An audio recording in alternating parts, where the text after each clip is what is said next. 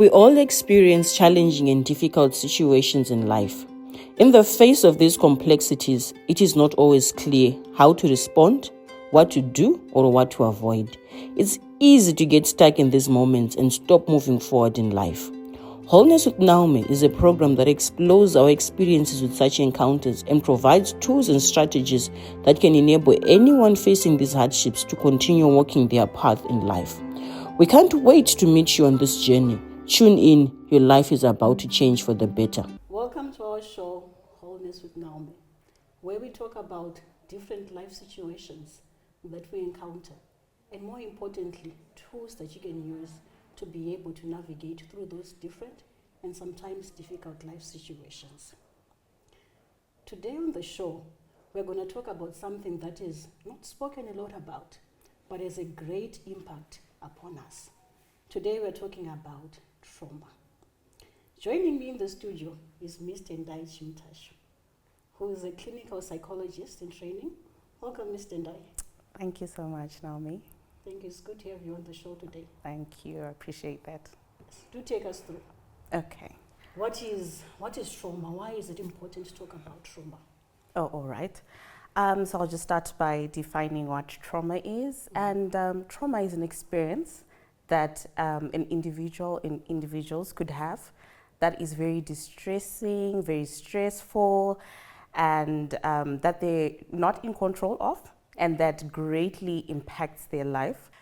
Trauma can happen to someone whilst they're very young as a child, and can, eventually just impact them as an adult. So it's something that can be ongoing, that, it's set off whilst they're young, but then it then comes out more and impacts them as an adult. So it's very important for people to know about it so that they can find ways to just manage it and somehow heal from the experience that caused this trauma.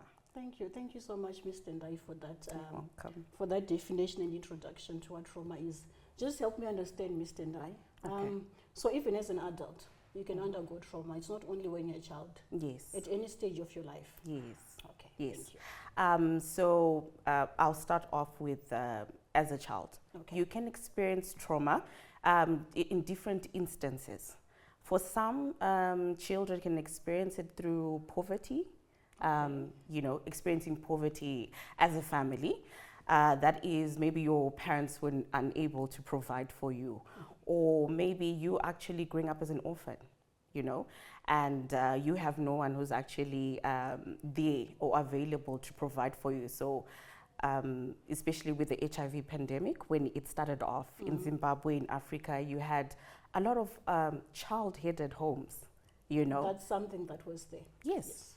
And unfortunately, it's still there, but maybe not entirely because of HIV. But we still have some children who are raising themselves and unfortunately who are in dire poverty, right?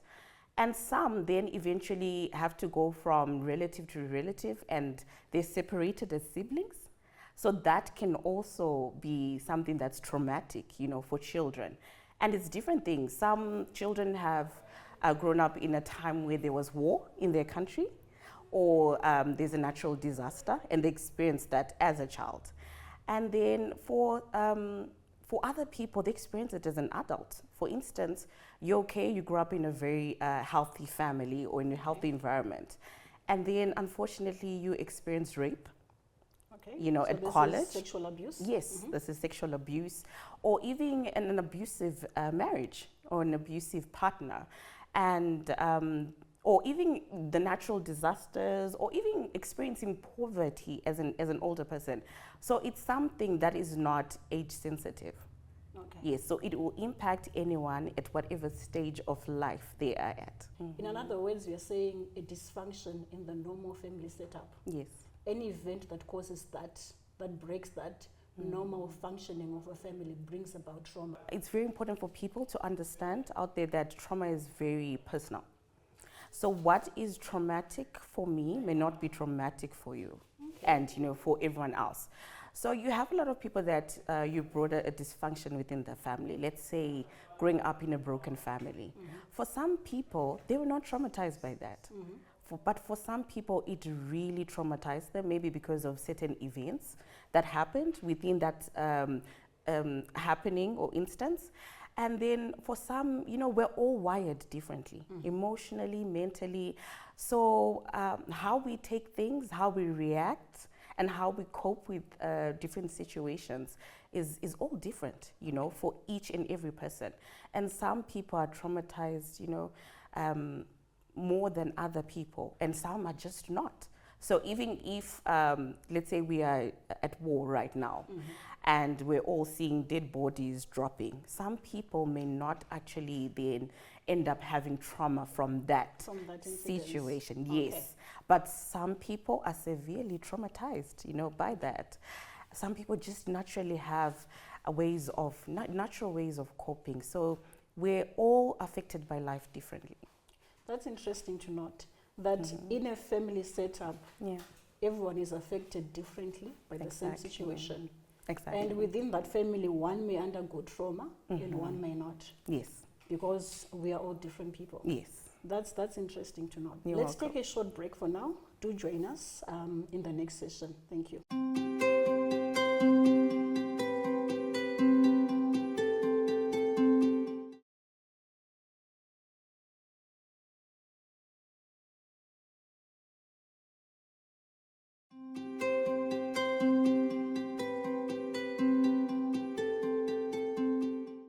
Welcome back to our program, Wholeness with Naomi. Before we went on a short break, Mr. and I were talking about trauma. Yeah. How do I identify that I underwent a traumatic event? Is there anything that you can see that says I've gone through something which was traumatizing? Okay. So like I had said earlier on, that trauma being something that is personal to each and every individual. So as an individual, you realize that you're not coping with life. Okay. Right. Number one, you're not coping, you're not able to function with life. And then you keep having those instances or images that keep intruding of the event. And then they could also come not only as images, but just as thoughts as well, that keep reenacting themselves intrusively without you wanting to think about them. And they just affect you. So you could be doing anything, during the day, whether it's at work, and then you have that thought, that image come through of maybe that rape that you experienced, or certain situations, or an abusive stepmother, and it reenacts itself, and then you can get into a place where now you have symptoms of anxiety coming through. We're talking about the sweating, the losing breath, you're out of breath, and all that, and you just realize that no, you know what, I'm not coping with that situation, and I'm not functioning as an individual. So you could have instances where someone was probably, let's say, involved in a car accident, right? And now just the sound of a car screeching or wheel screeching can actually just be an onset of, a mental breakdown. So we have a lot of mental breakdowns with people that have experienced trauma.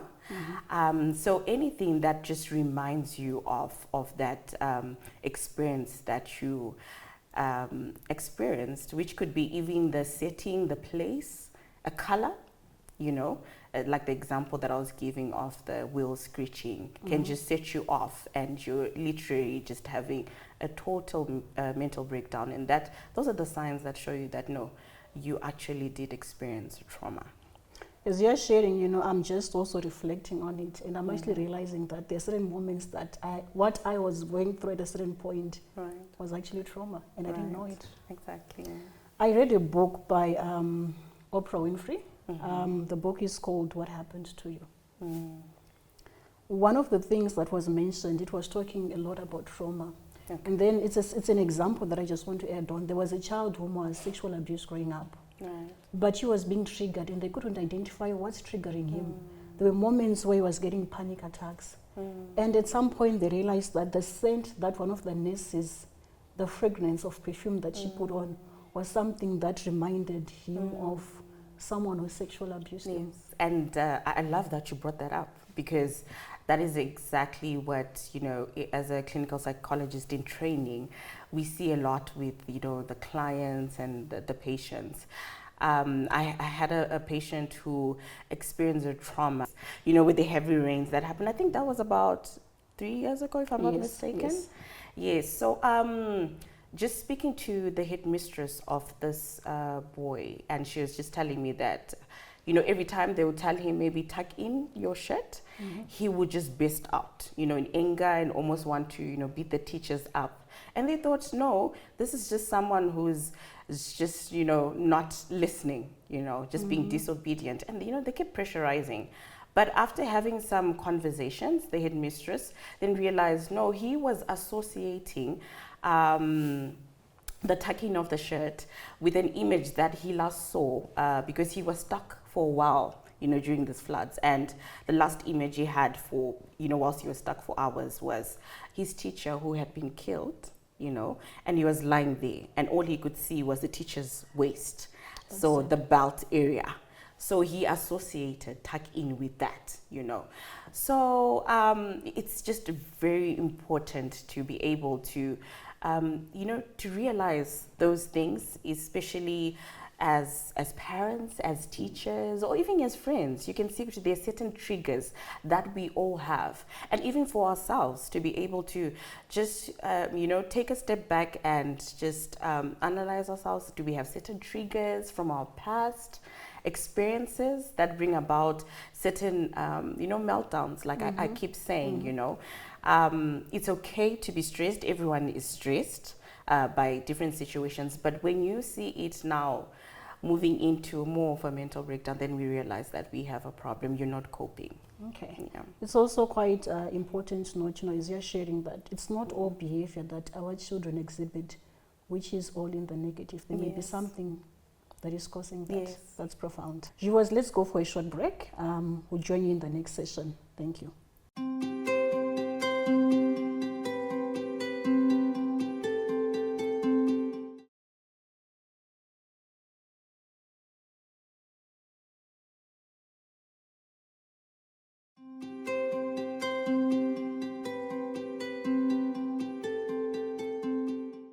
Today on the show, we're talking about trauma with Ms. Tendai Chimtashu, who is a clinical psychologist in the training. She has shared a lot on what trauma is, its effect, and the impact that it can have on us, either as children or as adults. Now we want to talk about tools. We have identified that I have undergone trauma. So what should I do? What can I use? Is there any hope for me? Can I live a normal life? I think these are questions that are coming to my mind, and I also think those are the questions that our viewers also have. I think with most mental health conditions, because trauma is a mental health condition, yes, it's very important to understand that. I know a lot of people downplay it, and a lot of people throw the word around. But it's very important for people to realize that you can survive, you can thrive, even after a traumatic experience. And there are certain tools that everyone could use. I think the first one that I really appreciate is mindfulness. Okay. Yes. So what do I mean by mindfulness? I mean that you have experienced a traumatic event. It's very important for you to appreciate that you've experienced it. Okay. Because a lot of people like to somehow more like shrug it or just sweep it under the carpet, and that impacts people very negatively. Okay. Yes. So it's very important to be very mindful of yourself and to understand that you experienced that traumatic event. It's very personal to you, and that it wasn't your fault. Okay. Yes. So once you are mindful to your traumatic event, your feelings, and just the thoughts that come through, then you are then able to seek out help, which could be through a therapist. Okay. Yeah. So just hold on, Tendai. Right. In summary, what you're saying is that I should be aware, Yes. and accept that this has happened to me. Yes. Yes. Okay. Yes. Because not accepting and almost blinding yourself from what happened to you will it will impact you negatively, because now you have certain memories that, like I was saying, keep reenacting, right? And those will affect you. But when you accept that this is what's happened to me, I'm not saying own it for the rest of your life, but more of it gives you then power over that to say, I can do something about it. Okay. You know, because we have noticed that when people do not accept that certain things have happened to them, or they have this condition, it's almost like a heavy, you know, burden over your shoulders. So it's almost like you're removing power from that trauma, that event that happened, that experience that happened, and allowing and accepting, no, the reason why I feel like this, or the reason why I'm triggered by this, or experiencing life this way, is because this happened to me. Okay. So it's more like you're removing power from that event and giving yourself power to then take steps forward, to then get the much needed assistance that you need. So after you are mindful of yourself, then you are able to seek out help, which could be through getting a therapist. Okay. Yes, who offer you psychotherapy and psychoeducation into Okay. why you are feeling this way, why you're triggered by certain situations. And like I said, it could be a color, it could be a place that reminds you of certain things. So for some people, going kumosha is a non-starter because it reminds them of that traumatic event, which could be poverty, which could be rape, which could be anything really. Okay. Yes. So the therapist will help you through cognitive restructuring. So the many therapies that they will use, it could be CBT, where they're just helping you with cognitive restructuring. This is how you think and your thoughts, which could be negative, you know, about yourself and about people around you, so society around you. So once they're able to restructure that, then you see the life and the world differently. You know, you're able to cope better. And then there are certain simpler techniques that you could actually use whilst at home if you can't afford a therapist, like, you know, the relaxation techniques. So it's like taking deep breaths, because we're saying when someone has experienced trauma, it can then actually then go on to then developing into PTSD, which is post-traumatic disorder. So you're having your panic attacks, you're having your anxieties and all that. So you need to be able to identify that, okay, I've just been triggered and I'm about to have a panic attack right now, or I'm having a panic attack. And you're able to then bring yourself to that place in which you can relax. So you have your relaxation techniques, like, you know, taking your deep breaths, being able to meditate. So meditation is very important. As you're talking about meditation, Tendai, can you just maybe explain a little bit further on that? I think what most people may have of meditation is something which is totally different. What we used to watch on the TV, what meditation was someone going into a solitary place, sitting in a certain position and being quiet. Is that what you're referring to? Okay, so it could actually be that. Okay. Yes, could actually, so meditation is mainly being able to find yourself in an environment in which you can relax and not necessarily be by yourself, but where you can get into a zone where you are most relaxed and you can actually shut the rest of the world out and think on something that brings you peace, something that brings you joy. So it could be a memory of your mom, maybe making you the most loveliest of muffins, and you're meditating on that. It could actually be of a fountain, you know, just that sound of water, just, you know, gushing down. So it's different things. So it's not necessary. I've seen people who can meditate in groups. So it's not necessary that you have to be by yourself or anything like that. And you don't have to be in a specific position. So you can actually meditate whilst on the bed, you know, whilst lying down on your bed or sitting on a couch, and you're just taking some time out to just relax and, you know, ponder on things that bring you peace. Okay, Yes. that's good. Yes. So That's also good, thank you. exercise helps as well, because our body naturally brings out happy hormones when we work out. They do. Yes. So we've got our dopamine, serotonin, that is then brought out when we work out. I know a lot of people think, exercise is painful, you're feeling pain. But we found that when many people actually take time to just work out, you know, they feel like they actually have energy for the rest of the day. It calms them down, especially when they feel like they're about to have a panic attack or when they're feeling very triggered, you know.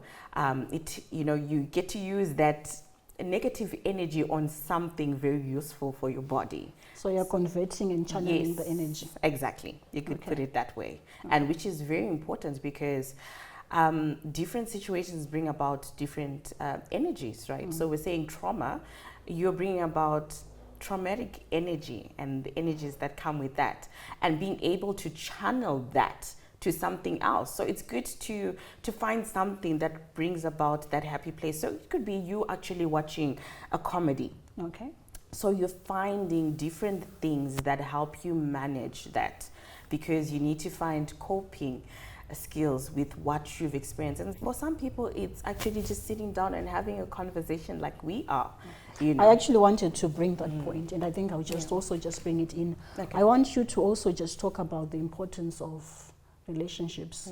One of our values, as you know, as I would say Zimbabweans or Africans, is family. To what extent does relationships have like as an impact upon your journey through trauma and coming out of it?